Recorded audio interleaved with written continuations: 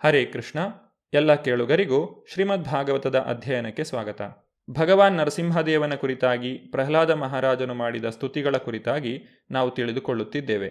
ಭಗವಾನ್ ನರಸಿಂಹದೇವನನ್ನು ಸ್ತುತಿ ಮಾಡುತ್ತಾ ಪ್ರಹ್ಲಾದ ಮಹಾರಾಜನು ಈ ರೀತಿಯಾಗಿ ನುಡಿಯುತ್ತಾನೆ. ಭಗವತ್ ಕೃಪೆಯಿಂದ ಪಾಲಿತನಾಗದೆ ಹೋದರೆ ಬೇರೆ ಯಾವ ಕ್ರಮವೂ ಪರಿಣಾಮಕಾರಿಯಾಗುವುದಿಲ್ಲ. ಆದ್ದರಿಂದ ವ್ಯಕ್ತಿಯು ಭಗವಂತನ ಕೃಪೆಯನ್ನೇ ಸಂಪೂರ್ಣವಾಗಿ ಅವಲಂಬಿಸಬೇಕು. ದಿನನಿತ್ಯದ ಮಾಮೂಲು ಕರ್ತವ್ಯದಂತೆ ಇತರ ಚಿಕಿತ್ಸಾ ಕ್ರಮಗಳನ್ನು ಕೈಗೊಳ್ಳಬಹುದಾದರೂ ದೇವೋತ್ತಮ ಪರಮಪುರುಷನು ಅಲಕ್ಷಿಸುವ ವ್ಯಕ್ತಿಯನ್ನು ಯಾರೂ ರಕ್ಷಿಸಲಾರರು. ಈ ಭೌತ ಜಗತ್ತಿನಲ್ಲಿ ಪ್ರಕೃತಿಯ ಆಕ್ರಮಣದ ವಿರುದ್ಧವಾಗಿ ಪ್ರತಿಯೊಬ್ಬನೂ ಪ್ರಯತ್ನ ಪಡುತ್ತಲೇ ಇರುತ್ತಾನೆ. ಆದರೂ ಅಂತಿಮವಾಗಿ ಪ್ರಕೃತಿಯೇ ಪ್ರತಿಯೊಬ್ಬನನ್ನು ತನ್ನ ನಿಯಂತ್ರಣದಲ್ಲಿ ಇಟ್ಟುಕೊಳ್ಳುತ್ತದೆ. ಆದ್ದರಿಂದ ತತ್ವಜ್ಞಾನಿಗಳು, ವಿಜ್ಞಾನಿಗಳು ಎನಿಸಿಕೊಂಡವರು ಪ್ರಕೃತಿಯನ್ನು ಗೆಲ್ಲಲು ಪ್ರಯತ್ನಿಸಿದರೂ ಅದಕ್ಕೆ ಅವರು ಸಮರ್ಥರಾಗುವುದಿಲ್ಲ. ಶ್ರೀಕೃಷ್ಣನು ಭಗವದ್ಗೀತೆಯಲ್ಲಿ ಹೇಳಿರುವಂತೆ ಈ ಜಗತ್ತಿನಲ್ಲಿ ನಿಜವಾದ ಯಾತನೆಗಳು 4: ಜನ್ಮ, ಮೃತ್ಯು, ಜರ, ವ್ಯಾಧಿ. ಅಂದರೆ ಜನನ, ಮರಣ, ಮುಪ್ಪು ಮತ್ತು ರೋಗ.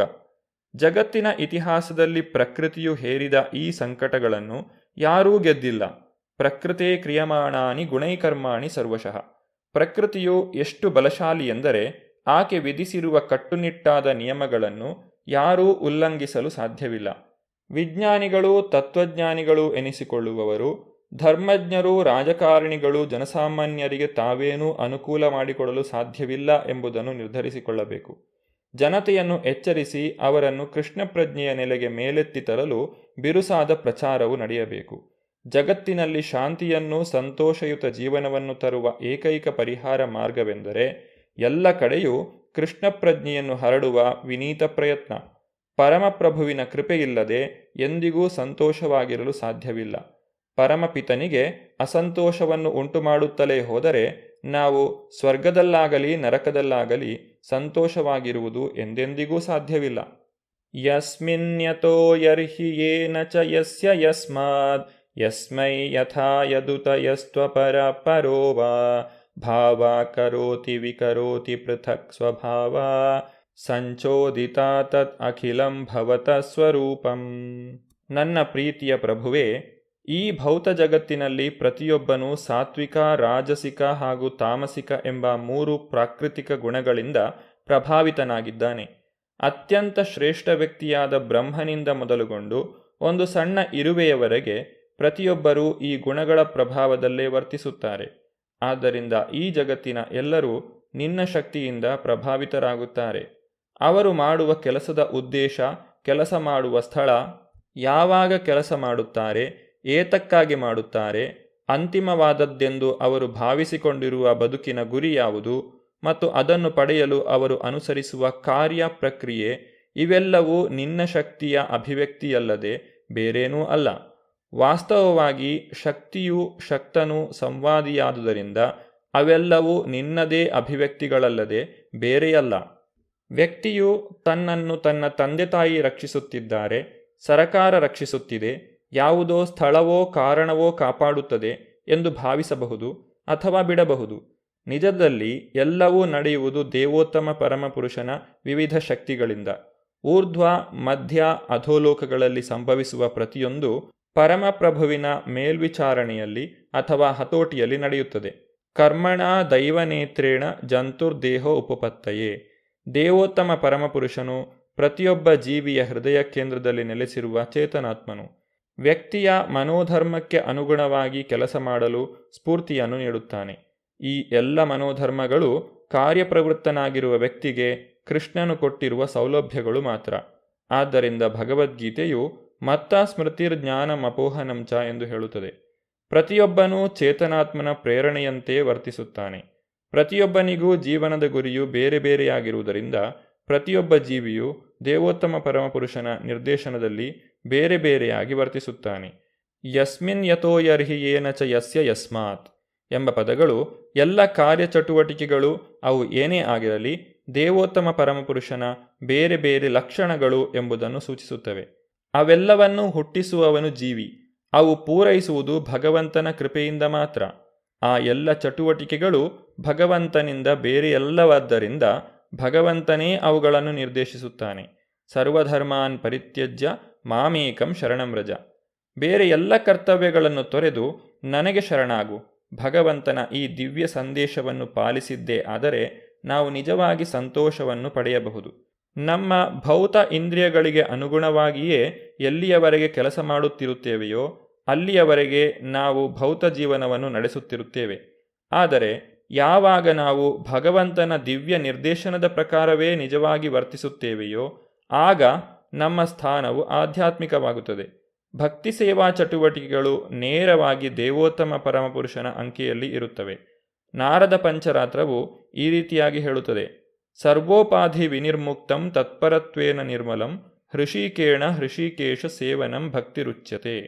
ವ್ಯಕ್ತಿಯು ಭೌತಿಕವಾಗಿ ವಿಧಿಸಲಾದ ನೆಲೆಯನ್ನು ಬಿಟ್ಟು ನೇರವಾಗಿ ದೇವೋತ್ತಮ ಪರಮಪುರುಷನ ನಿರ್ದೇಶನದಲ್ಲಿ ಕೆಲಸ ಮಾಡತೊಡಗಿದಾಗ ಅವನ ಆಧ್ಯಾತ್ಮಿಕ ಜೀವನವು ಪುನರುಜ್ಜೀವಿತವಾಗುತ್ತದೆ. ಸ್ವರೂಪೇನ ಅವಸ್ಥಿತಿ, ತನ್ನ ಸ್ವರೂಪ ಸ್ಥಿತಿಯಲ್ಲಿ ಇರುವುದು ಎಂದು ಇದನ್ನು ವರ್ಣಿಸಲಾಗಿದೆ. ಇದೇ ಮುಕ್ತಿಯ ಅಂದರೆ ಪ್ರಾಪಂಚಿಕ ಬಂಧನದಿಂದ ವಿಮೋಚನೆಯ ನಿಜವಾದ ವರ್ಣನೆ. ಮಾಯಾಮನ ಸೃಜತಿ ಕರ್ಮಮಯಂ ಬಲೀಯಃ ಕಾಲೇನ ಚೋದಿತ ಗುಣಾನುಮತೇನ ಪುಂಸಃ ಛಂದೋಮಯಂ ಯದಜಯಾರ್ಪಿತ ಷೋಡಶಾರಂ ಸಂಸಾರ ಚಕ್ರಂ ಅಜಕೋತಿತರೇತ್ವದನ್ಯಃ. ಪ್ರಭುವೇ, ಪರಮೋನ್ನತ ಶಾಶ್ವತನೇ, ನಿನ್ನ ಬಹಿರಂಗ ಶಕ್ತಿಯ ಮೂಲಕವಾಗಿ ಕಾಲದಿಂದ ಪ್ರೇರಿತನಾಗಿ ನಿನ್ನ ಸ್ವಾಂಶವನ್ನೇ ವಿಸ್ತರಿಸಿ ಜೀವಿಗಳ ಸೂಕ್ಷ್ಮದೇಹಗಳನ್ನು ನೀನು ಸೃಷ್ಟಿಸಿದ್ದೀಯೆ.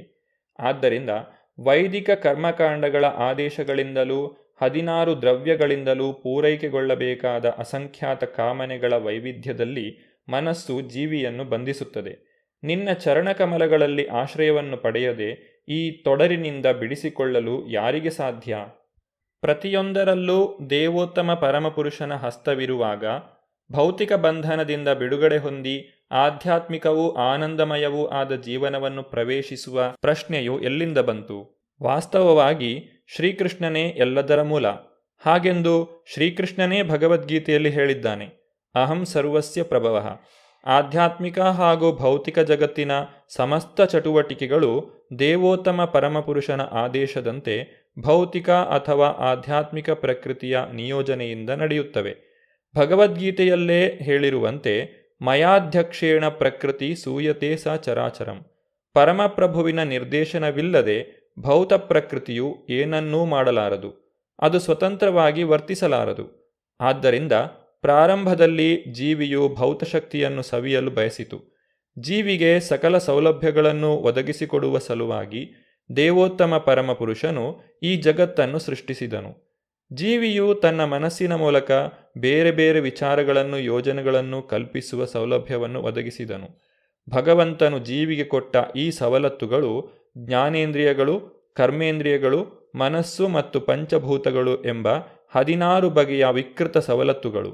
ಪುನಃ ಪುನಃ ಹುಟ್ಟುವ ಸಾಯುವ ಚಕ್ರವನ್ನು ದೇವೋತ್ತಮ ಪರಮಪುರುಷನೇ ಸೃಷ್ಟಿಸಿದ್ದಾನೆ. ಆದರೆ ಭ್ರಮಿತನಾಗಿರುವ ಜೀವಿಯನ್ನು ಪ್ರಗತಿಯ ಹಲವು ಹಂತಗಳಲ್ಲಿ ಮುನ್ನಡೆಯುವಂತೆ ಮಾರ್ಗದರ್ಶನ ಮಾಡಲು ವೇದಗಳಲ್ಲಿ ಹಲವು ನಿರ್ದೇಶನಗಳನ್ನೂ ಕೊಡಲಾಗಿದೆ. ಊರ್ಧ್ವಲೋಕಗಳಿಗೆ ಹೋಗಬೇಕಾದರೆ ವ್ಯಕ್ತಿಯು ವೇದದ ಆದೇಶಗಳನ್ನು ಪಾಲಿಸಬೇಕು. ಯಾಂತಿ ದೇವವ್ರತ ದೇವಾನ್ ಪಿತೃನ್ ಯಾಂತಿ ಪಿತೃವ್ರತ ಭೂತಾನಿ ಯಾಂತಿ ಭೂತೇಜ್ಯ ಯಾಂತಿ ಮಧ್ಯಾಜಿನೋಪಿ ಮಾಂ. ದೇವತೆಗಳನ್ನು ಪೂಜಿಸುವವರು ದೇವತೆಗಳ ಮಧ್ಯೆ ಜನಿಸುತ್ತಾರೆ.